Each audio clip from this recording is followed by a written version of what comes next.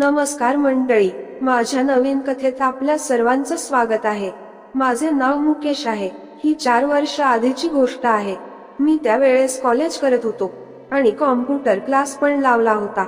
दिवस कॉलेज असल्यामुळे रात्री कॉम्प्युटर क्लास करत होतो। मी दिसायला स्मार्ट होतो। माझ्या क्लासमध्ये योगिता नावाची मुलगी होती। दिसायला सावळी होती पण खूप सुंदर होती। मला ती आवडायची, पण मी कधी म्हणू शकत नव्हतो।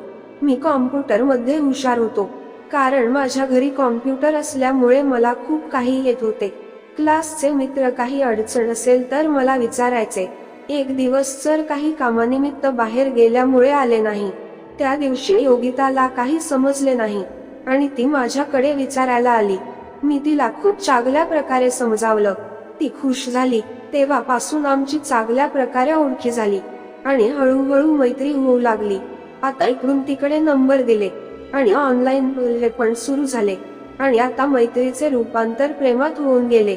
योगिता ही दिसायला सावळी होती, पण खूप सुंदर होती। आता आमचे बाहेर भेटणे सुरू झाले आणि एक दिवसचे नाही व्हायचे ते झाले। ते पावसाचे दिवस होते। त्या दिवशी पाऊसही खूप पडत होता।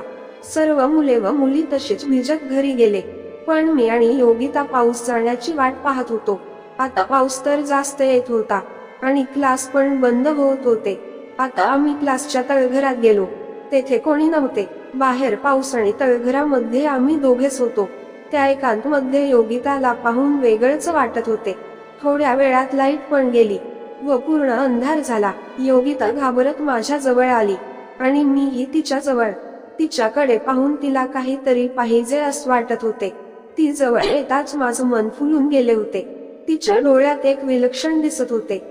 ती थोडा वेळ गप्प राहून माझ्याकडे एकटक पाहत राहिली आणि थोडी जवळ पाहता पाहता मी पण योगिताकडे खेचत जात होते।